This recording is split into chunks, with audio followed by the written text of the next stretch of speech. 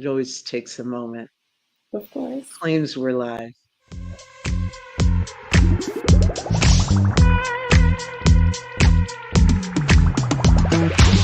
Hello, everyone.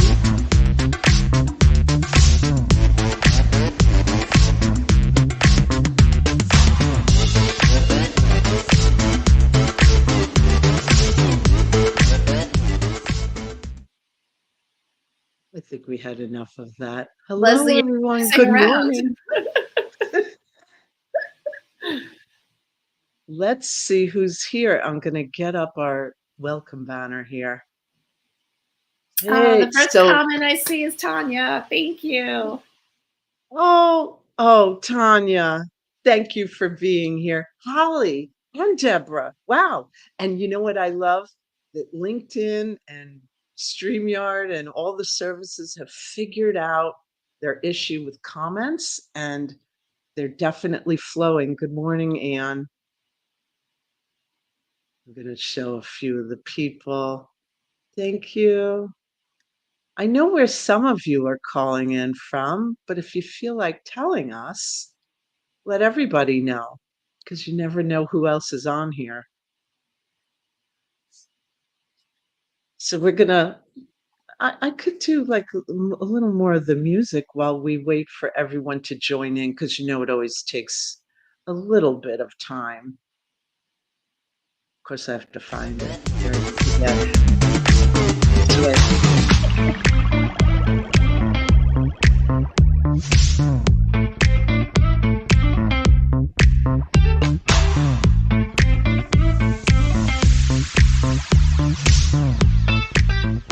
There we go.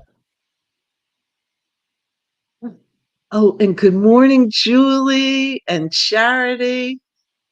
And Tanya's calling in from Richmond, Virginia. Wow. And I know some are calling in from the New York area. And we've got Virginia. So we have the East Coast covered. Oh, wait, and we do have Texas. So we have like a little bit of the middle of the country covered, or at least all the edges of the United States. Maybe we'll get some of the middle. So should we can start it. It's like 10:03. Yeah. We've got Let's quite do a it. few people here. Oh, and my other Tanya, thank you for being here too. I'm glad you're here. And Lindsay, now everyone's chiming in. So we've got everyone coming. North Carolina's covered. We've got a couple of people from Virginia here. So maybe you can all meet each other. So Melissa, would you like to introduce yourself first, and then I'll go? Sure. I'm Melissa Cohen, for those of you who don't know me, and I am an executive in the fashion industry, and I am also a personal branding and LinkedIn expert. And I am so happy that we have so many familiar faces here and some new faces too. It's really great to see everyone, and thank you for joining Leslie and me today. Thank you. So for those that don't know, I'm Leslie Nydick.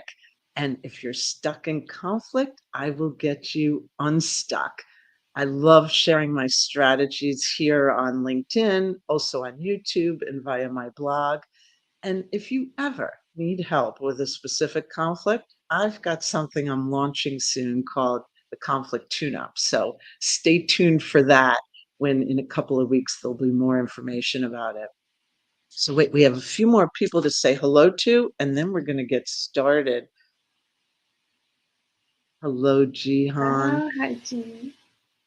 We have Anne calling in from Virginia. You do have, I Holly was is in going to say, the Des middle of the Moines. country. Yay. And now I got to move up here. So Tanya from Virginia. Lindsay, I'm thrilled you're here, from North Carolina. We've got everything covered. And wait, I'm going to try to move up a little more and make sure I've gotten everyone. Tanya, Charity, thank you for being here. And I did say hello to Julie before, from Texas. Yay, good morning. We're so glad you're all here.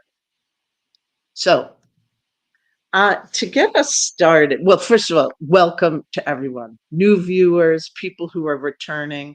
We thank you because this is Let's Talk About It, careers, business, and LinkedIn. And today's episode, which I think attracts a lot of people, are it's about you are the brand and show up as your best self. So we want to start with a couple of statistics. Wow, I twisted that word. So the and Melissa does not, unless she's seen these statistics, she doesn't know the answers to this either. So I'm looking for people to make some guesses in the comments. What percentage of consumers believe a company's reputation is influenced by the personal brand of its employees? And this was reported by Forbes. So we want to see some of your best guesses. I think this is a Mm, great question. yeah. And the number may surprise you. And that's why I was emphasizing that part where it's the consumers are saying the company's reputation is based on the personal brand of its employees. Now, Anne is saying 90%. Darcy, I'm going to throw some of these up here. Darcy is guessing 30%. And while we're doing that, we could say good morning to a few more people. Good morning, Amy. Oh, now a lot of things are flying in here. So many people are here. We're thrilled. Wendy, good morning from sunny South Florida. I wish I could say it was sunny up here in New York, and it's not. Let's see what other percentages. We have a wide range. Tanya is guessing 65%. Charity said 75% with a question mark. Another guest, G, is guessing 60%. Holly is guessing 70%. And before I tell you the guesses, a couple more. We've got Deborah, 70%. Hello and welcome, Wilka from DC. And Jason is here. Thank you. So I'm just going to get back to my, oops, banner. So, Melissa, do you have a guess that you want to throw in before I say what it is? I'm gonna say my guess is somewhere around that 65 to 70% is gonna be my guess. Well, the reason why I picked this stat out is because it surprised me. 84%. Wow. Yeah, that's higher than I So thought for sure.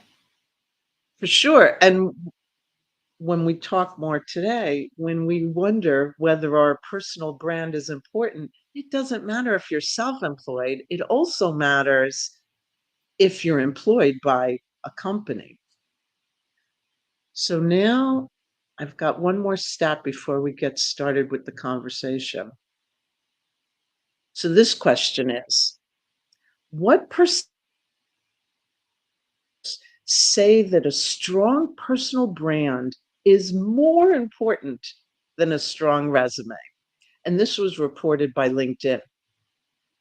So we definitely want to see your guesses. What are you thinking, Melissa? I'm gonna say it's gonna have to be somewhat aligned with the last statistic that you just shared. I do think there's still a little bit of an old school mentality with hiring managers and resumes. You know, we still kind of still talk about a resume and a cover letter and all of those sort of older school thoughts. So I'm still gonna say around 70% is gonna be my Yeah. guess. And I had some of the same thoughts as you, where I was even thinking below 50%, because as much as we're welcoming all kinds of new technology and other things, people still stick with what they're comfortable with. Yeah, So we do exactly. have a bunch of guesses here. So I'm gonna, if this will cooperate, I'm trying to show some of the guesses.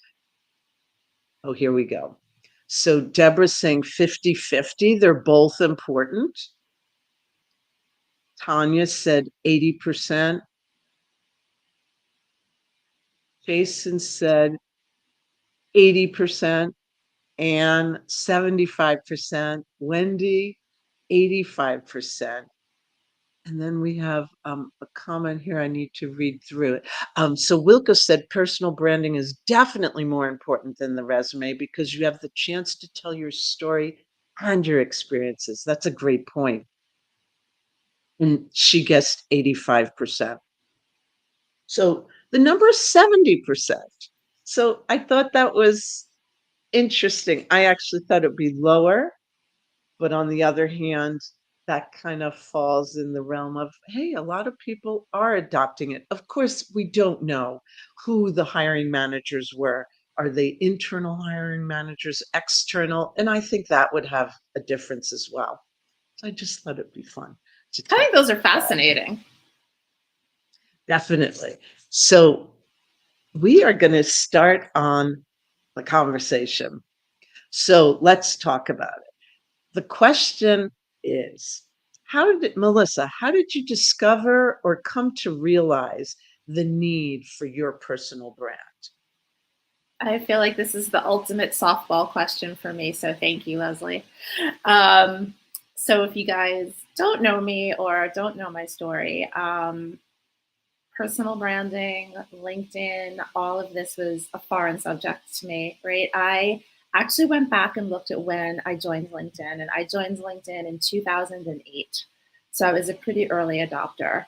But that was as far as it went. I had the most bare bones information on my profile. I actually remember that I didn't have a profile picture because I thought that was creepy. And why would I want to have my picture, on the internet? So I did not do anything with my LinkedIn profile until 2020, right? 2020 was a pretty tumultuous year for a lot of us. And for me, I lost my job, right? I work in the fashion industry. I was laid off. The whole industry was just in turmoil.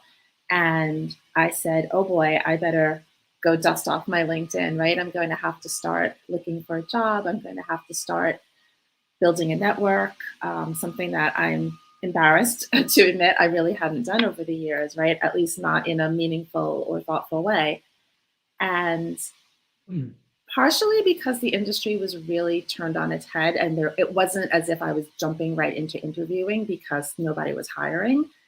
I started to realize the importance of not just networking, but also having a personal brand, right? And part of that is because when I lost my job, I realized how much of my own self worth and self identity was tied up in what I did.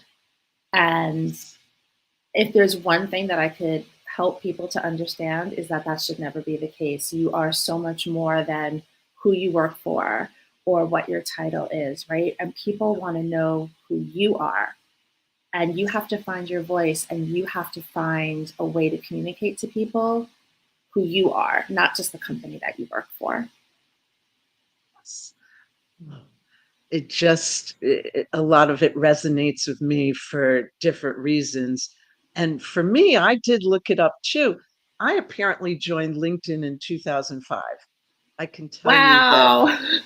I never logged in. I must have checked something off where you would get an email if someone wanted to connect. And it was always, oh, wow, so and so, because it was always someone I knew or someone I had worked with. So it always prompted me to call them, like, hey, I got your LinkedIn requests.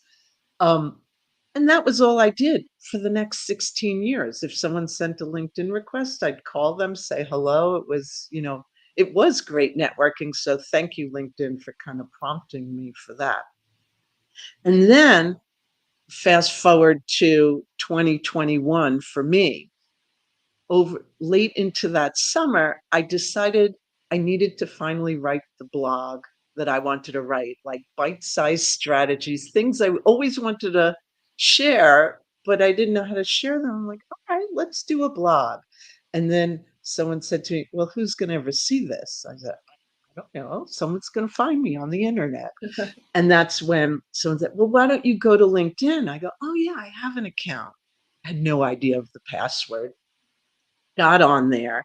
And it was also at that time that it occurred to me that people were talking about brands, and I'm like, well, maybe I have a brand. And the part that was the kind of realization was that, wow, I had a brand, but it was all by accident.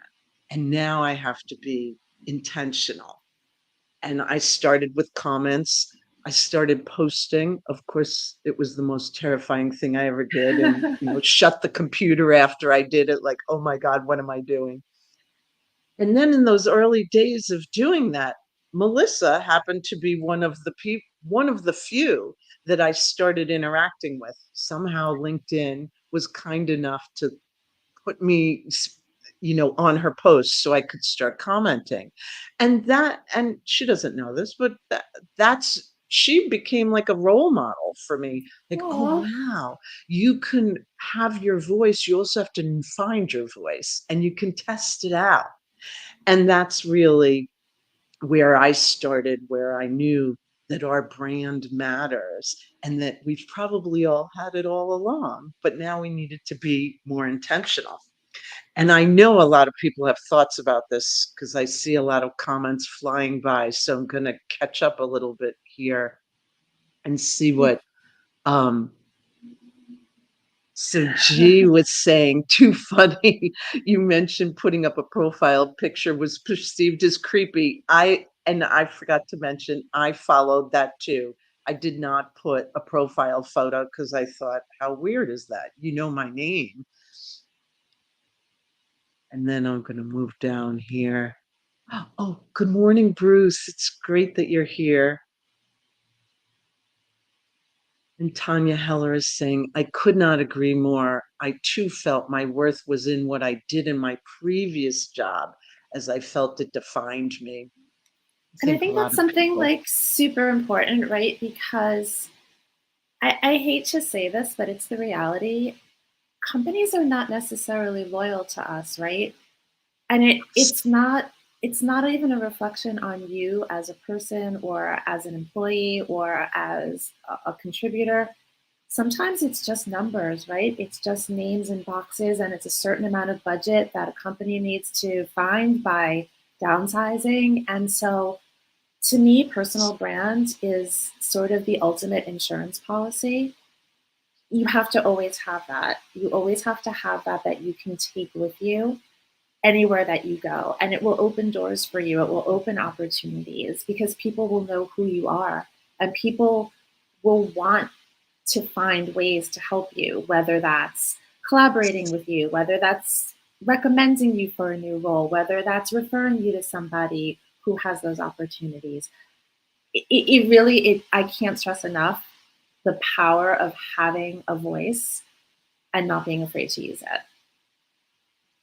And look at what Kimberly's saying right here. Oh. She hesitated to post a picture and she asked someone what was missing in her posts, and they said, you.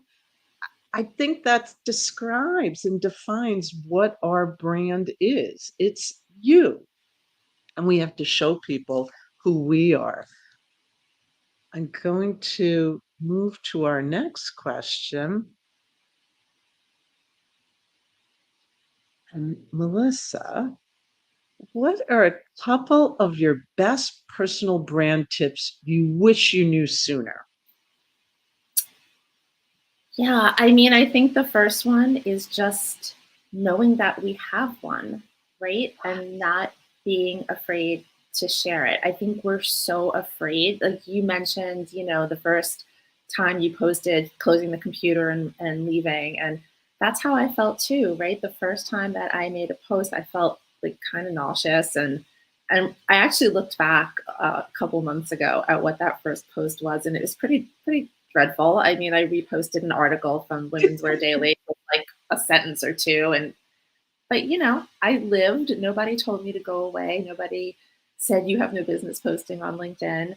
And I think that's an important thing to know, right? LinkedIn is truly a very positive platform. It doesn't mean you're never going to come across somebody who's difficult or who argues with you or who trolls you, but it's very infrequent, for which I'm exceptionally grateful. It is by and large a very positive platform. It's a platform of opportunity. And most of the people here are very genuine and they want to make connections. They want to help you and they want you to help them. And so I think my biggest tip is don't let the fear hold you back.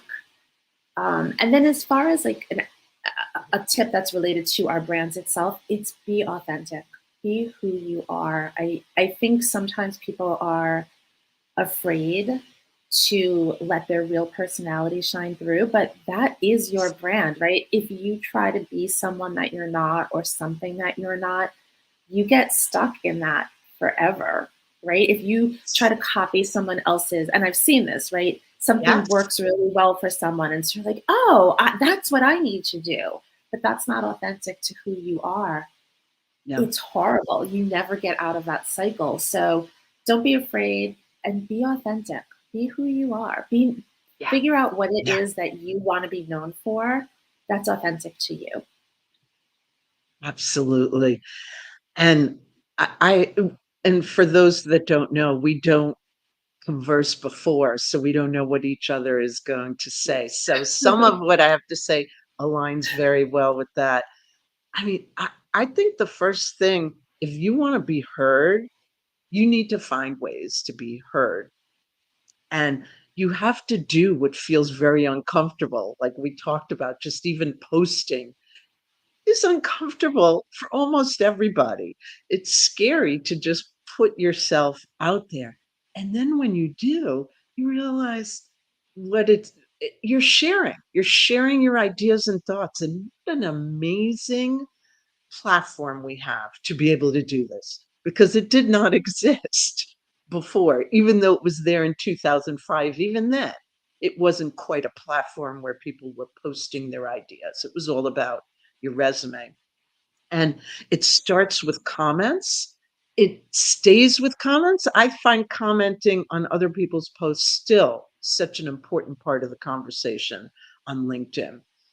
And then, of course, you have to post. Then you start exploring other options, whether it be videos, being a guest on a live stream, starting your own live stream, doing an audio event. They're all different and they all reach different audiences, and you have different interactions with people. But that's how you really know. And whatever we do, we have to do more than we've done before. Just keep trying. And I think the second one definitely aligns with something that Melissa said, like, don't let fear stop you. And I also think don't fear competition. And what I mean by that is if, let's say you're a coach, and there's a lot of coaches on LinkedIn, people have different specialties, different industries, different types of people that they coach for. Well, connect and collaborate with other coaches because it's not competition. We hear it. We're all very unique in how we speak, how we share our ideas, what our ideas are. And I find that when I collaborate with people who seem to be doing similar work, we end up lifting each other up and we grow more because we're just expanding who we reach. So don't fear the competition, so to speak. Just welcome it as collaboration instead. Essentially, reframe it. And I think last but not least, and I said it at the beginning, is developing your brand applies to everyone. I don't care if you're employed in an organization. I worked in corporate for a long time. I worked for the government. I worked for Columbia University. I worked for Radio City Music Hall. I had a brand. I just didn't know it, that it was just falling on me. Now we get to, shine with what brand we're choosing. So your personal brand matters whether you're self-employed or employed, and manage it with intention. I love that. I love that. I want that needs to go up on the ticker. Manage it with intention. You said something that I really want to just sort of reiterate. So my word of the year, which this has become a thing, right? We all pick a word of the year. So my word of 2024 was collaboration. And so it's really funny that you spoke about that, right? And it's a little bit of a cliche, but I also think cliches are cliches for a reason, right? Because they're very true. And so a big one for me is don't go it alone, right? If you want to go far, go together. And I think that's really important. When I look at the comments that we're getting, every single one of these names is someone that I know and that I know because of LinkedIn. I met everyone here because of this platform. And I've done collaborations with a lot of these people. And I communicate with a lot of these people every day on the platform, on their posts, doing live streams just like you and I are doing audio events. Um, it is a wonderful platform, and collaboration really opens doors and it lets you find out who you are, right? When Yes. you collaborate with other people, you learn more about yourself. And so I just really wanted to highlight that and say, if you're afraid of starting, if it all seems like a little bit scary, collaborate with someone. Go in the comments on someone's post, start relationships that way. You're right. That's exactly how we met, right? We met in the comment section on LinkedIn. Yeah. So collaboration 2024. Yes. And we're having, it's just conversations. And don't leave the post. Like, if you comment on something, go look at other people's comments. Then you could start interacting with the people in the comments, which is what we will do after this event. I love the comments from an Me event. too. I love that the comments are now working where they're flowing through so people can talk to each other. I attended an event the other day that I was just so excited about. There was more conversation going on in the comments. There was probably great conversation going on with the people producing the live stream, but we were so, focused on what was going on in the comments. So it was like our water cooler essentially. And Absolutely. it's just amazing. And I think that obviously other people feel that way. I'm going to bring up some of the comments. um, Darcy said, that's key for me. I want to be intentional in what I put out there to be sure that what I put out there is consistent with my brand and how I would like for people to experience it.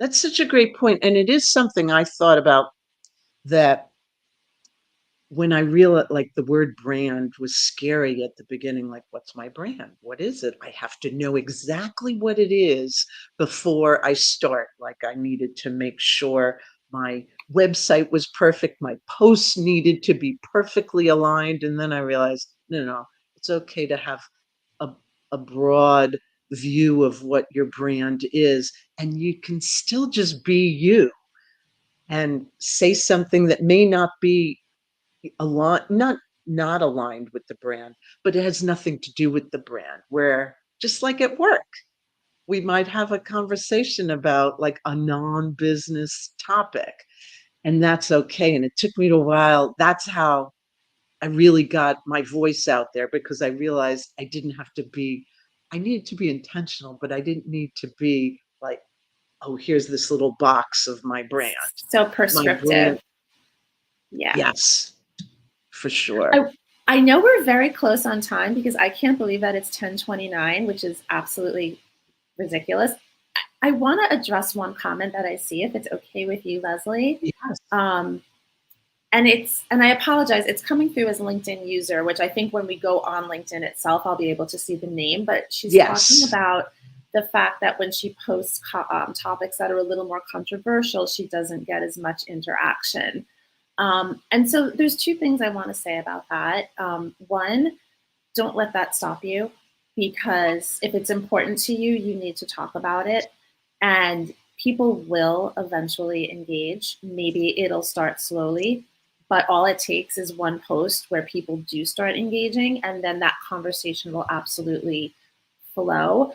But I also want to say that even if I can't tell you the number of people who have come up to me in person and said how much they appreciate something that I wrote or that a post of mine really resonated with them.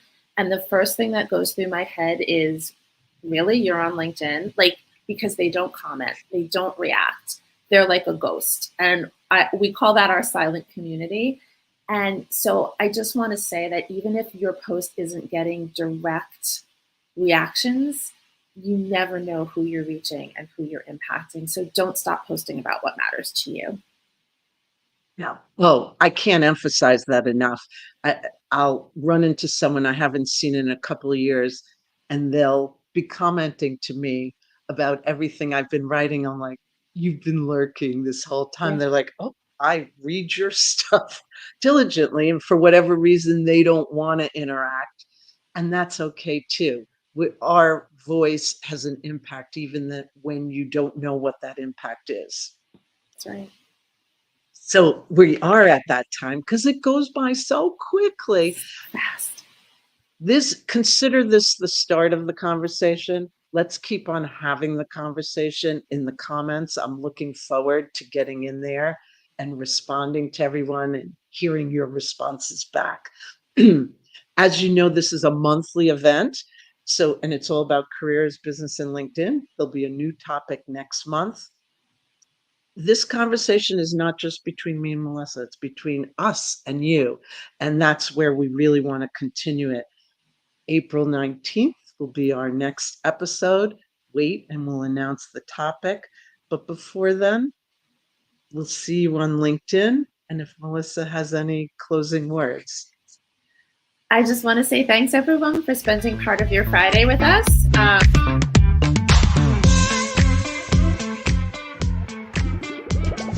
Okay. I didn't realize that the music would round her out. So I felt like I was at the Oscars being played off the stage. Not my intention. Have a great weekend, everybody. Happy Friday, everyone.